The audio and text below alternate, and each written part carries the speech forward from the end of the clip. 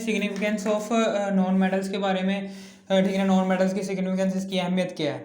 ठीक है ना, हमने 7 पीछे पढ़ लिए थे, 5 पढ़ लिए थे कि ठीक है, वो मैंने आपको तफसील से पढ़ा दिए थे। इसका पार्ट 2 है सिग्निफिकेंस ऑफ नॉन मेटल्स। ठीक है ना, ये इस बुक का आखिरी टॉपिक है।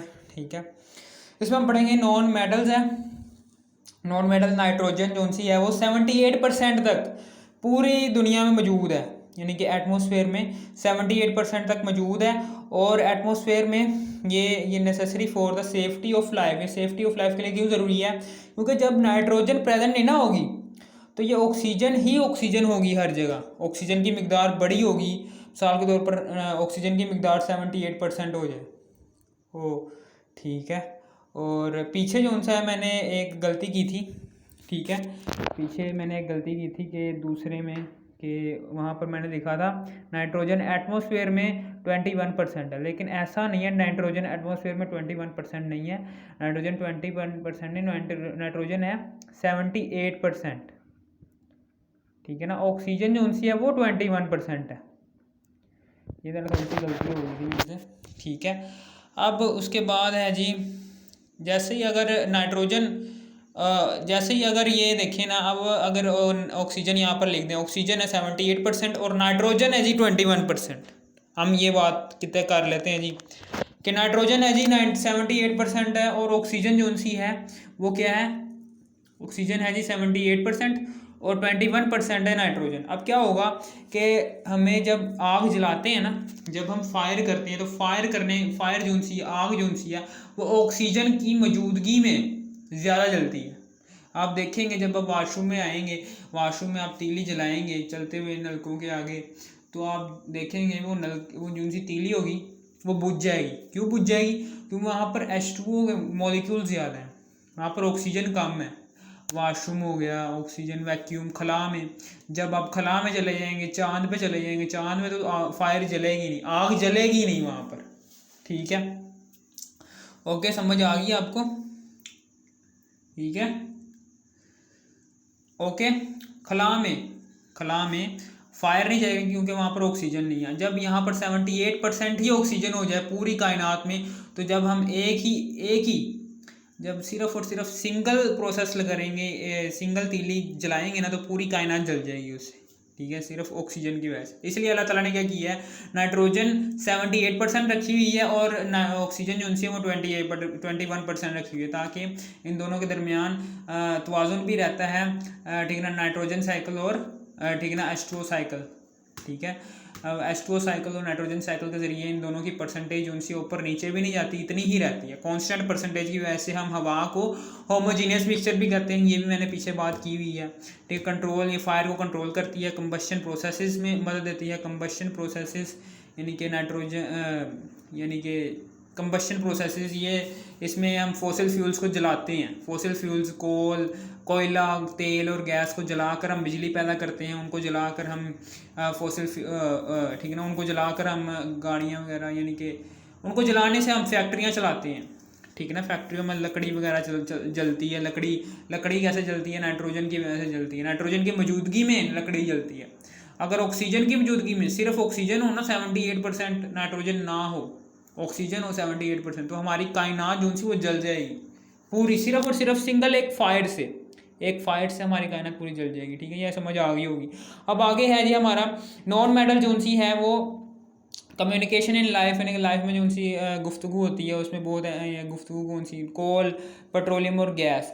कोल, पेट्रोलियम, कोयला, पेट्रोलियम और गैस, ये सारे हाइड्रोकार्बन्स के बने होते हैं। हाइड्रोकार्बन कौन से होते हैं? जिनमें हाइड्रोजन और कार्बन मौजूद हो, उन्हें कहते हैं हम हाइड्रोकार्बन। ये हम पढ़ते हैं ऑर्गेनिक केमिस्ट्री में। ठीक है, 9th-10th की बात है ये, ऑर्गेनिक केमिस्ट्री में पढ़ते हैं हम, तफसील से पढ़ेंगे 2nd ईयर में। ठीक है ना, अभी कोल, पेट्रोलियम और गैस इतना याद रख लें, कोल, पेट्रोलियम और गैस हैं वो हाइड्रोकार्बन से मिलकर बने होते हैं। हाइड्रोजन और कार्बन ये नॉन मेटल्स हैं। ठीक है ना, ये नॉन मेटल्स हैं। नॉन मेटल का बहुत अहम किरदार है कोल, पेट्रोलियम और गैस। कोई भी मेटल नहीं है इसमें। ये हमारी रोज़मर्रा ज़िंदगी में गैस जो सी है, चूल्हे की गैस, वो भी एक नॉन मेटल है। पेट्रोलियम जो सा है, ये पेट्रोलियम ये अक्सर फैक्ट्री में इस्तेमाल होता है। कोयला हम तंदूर में इस्तेमाल करते हैं, तंदूर में रोटियां डालते हैं ना, तो क्या करते हैं, वो तंदूर लगाने वाले अंदर कोयला डालते हैं, उसको जलाते हैं, ठीक है ना, और रोटियां लगाते हैं। कोयले के बड़े इस्तेमाल हैं, एक नहीं है, बहुत इस्तेमाल हैं इसके, ठीक है ना, बहुत इस्तेमाल हैं। Essential components of combustion of fossil fuels, वो कह रहा है जी फॉसिल फ्यूल्स की कंबस्शन, फॉसिल फ्यूल्स की कंबस्शन में भी बहुत अहम किरदार, फॉसिल फ्यूल्स की कंबस्शन, इनके फॉसिल फ्यूल्स कैसे जल रहे हैं, जल रहे कैसे हैं, जलते हैं ना जब फॉसिल फ्यूल्स, उनकी मौजूदगी, किसकी मौजूदगी में जलते हैं, ऑक्सीजन की मौजूदगी में, ऑक्सीजन की मौजूदगी में फॉसिल फ्यूल्स जलते हैं। फॉसिल फ्यूल्स किसकी मौजूदगी में जलते हैं, ये वाले कोल, पेट्रोलियम और गैस, ये ऑक्सीजन की मौजूदगी में जलते हैं। 21% ऑक्सीजन होगी फिर जलेंगे, अदरवाइज नहीं जलेंगे। खला में जाएंगे 1% भी ऑक्सीजन नहीं है उधर, तो वो जो उनसी तीली है ना, माचिस की तीली, वो नहीं जलेगी। हमारी कायनात में, हमारे यूनिवर्स में क्यों चल रही है, क्योंकि वहाँ पर 21% ऑक्सीजन मौजूद है, नाइट्रोजन की मिकदार 78% है, जिसने ऑक्सीजन को संभाला हुआ है। अगर ऑक्सीजन बढ़ जाए तो पूरी कायनात को जला सकती है, सिर्फ एक चिंगारी। इसलिए नाइट्रोजन ने क्या किया हुआ है, नाइट्रोजन ने ऑक्सीजन को कंट्रोल किया हुआ, इसको कंट्रोल किया हुआ है, दबा के रखा हुआ है, ठीक है, ताकि ऑक्सीजन फैले ना, पूरी कायनात में फैल गई तो पूरी कायनात में आग लग सक जाएगी, सिर्फ और सिर्फ एक चिंगारी की वजह से। अब आगे क्लोथ्स में सेलुलोज इस्तेमाल होता है, सेलुलोज दरख्तों से हासिल होता है, C6H10O5 हमने पीछे पढ़ा हुआ है, केमिकल फार्मूला मैंने पीछे पढ़ाया हुआ है सेलुलोज का, ठीक है ना, सेलुलोज का केमिकल फार्मूला हमने पीछे पढ़ा हुआ है, ठीक है ना। ये सेलुलोज जो सा होता है, ये इसमें ये एक कपड़े बनाने में इस्तेमाल होता है। सिंथेटिक फाइबर, ऐसा फाइबर जो इंसानों ने बनाया उसे कहते हैं सिंथेटिक फाइबर। पॉलिएस्टर, नायलॉन, ये दोनों फाइबर इंसानों ने बनाए हैं, इसी की मदद से हम कपड़े बनाते हैं। सेलुलोज की मदद से भी हम कपड़े बनाते हैं, ठीक है। ये क्या है, सेलुलोज में भी कार्बन, हाइड्रोजन और ऑक्सीजन प्रेजेंट है। सिंथेटिक फाइबर पॉलिएस्टर में भी कार्बन और हाइड्रोजन और ऑक्सीजन मौजूद है, इन दोनों में भी, ठीक है। C6H10O5 हमने लिखा था ना पीछे, ये कार्बन, हाइड्रोजन और ऑक्सीजन की इसमें प्रेजेंट है सेलुलोज में, ठीक है। फिर इसी तरीके से वुडन, लकड़ी की बात कर रहा, प्लास्टिक फर्नीचर जो सा प्लास्टिक का होता है, वो वाला प्लास्टिक के गिलास, प्लास्टिक का जो भी है, जितना भी फर्नीचर है प्लास्टिक का, प्लास्टिक की चेयर, प्लास्टिक की टेबल, प्लास्टिक का उरा परा, ये वो वाला प्लास्टिक शीट्स जो प्लास्टिक का बना होता है, बैग्स वगैरह जो प्लास्टिक के बने होते हैं, प्लास्टिक पाइप्स, यूटेंसिल्स, बर्तन कहते हैं इसे हम, यूटेंसिल्स को, बर्तन वगैरह, ठीक है ना। प्लास्टिक जो सा होता है ना, जहाँ पर प्लास्टिक नाम आ जाए ना, इसका मतलब क्या है, वहाँ पर नॉन मेटेलिक एलिमेंट्स की बात हो रही है। Non metallic elements, carbon, hydrogen, oxygen, ठीक ना, इनकी बात हो रही है, नाइट्रोजन, सल्फर, फास्फोरस, और ये सारे हैं नॉन मेटल्स, ठीक है, इनकी बात हो रही है। मेटल्स क्या हैं, जिनके आखिर में मीम आ रहे, वो मेटल्स हैं, कैडमियम, सोडियम, पोटाशियम, कैल्शियम, ठीक है ना, ये सारे, सीजियम, हीलियम, ठीक है ना, ये सारी हैं। अब प्लास्टिसाइड्स क्या होते हैं, पेस्टिसाइड्स, फंजीसाइड्स और जर्मीसाइड्स, ये भी बताया हुआ है, ये नोवा मैंने बता दिया आपको कि सारे जो सा प्लास्टिक मटेरियल होता है वो नॉन मेटल्स का बना होता है, ठीक है, समझ आ गई आपको। पेस्टिसाइड्स क्या होते हैं, ये कीड़े मार अद्वियात होती हैं। फंजीसाइड्स ये आप आगे जाके बहुत तफसील से पढ़ेंगे 10वीं में या 12वीं में, 10वीं 12वीं में, दोनों में, ठीक है ना। पेस्टिसाइड्स क्या होते हैं, कीड़े मार अद्वियात होती है। फंजीसाइड्स क्या होते हैं, फंजाई को मारते हैं, फंजाई, जर्म्स को मारते हैं, फंजाई को मारते हैं।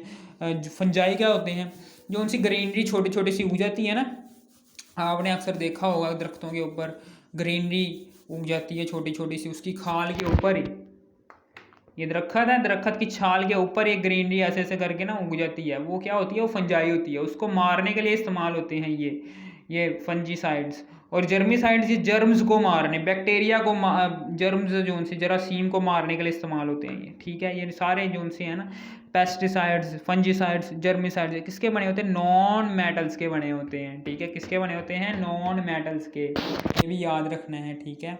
समझ आ गई, ये आपने रट्टा लगाना है, ये आपने याद करना है, ठीक है ना, हर चीज़ आपने इसकी याद करनी है, क्लियर होनी चाहिए। और पिछले जो उनसे लेक्चर में मैंने आपको ये बताया था कि 21 पिछले लेक्चर में नाइट्रोजन की मैंने आपको बताई थी 21% होती है एटमॉस्फेयर में, वो नहीं है, 78% होती है, ये 21% होती है ऑक्सीजन, ये भी याद रख लेना, ठीक है। अब उसके बाद ये सारा हमारा आज का टॉपिक क्लियर और केमिस्ट्री की बुक भी क्लियर। ठीक है, कुछ भी मसला हो नीचे कमेंट सेक्शन में ज़रूर बताना, ठीक है। और इस वीडियो को लाइक ज़रूर करना और सब्सक्राइब भी कर देना, ठीक है। बहुत मेहनत से वीडियो बनाता हूँ, ओके। इसका पार्ट 2 है।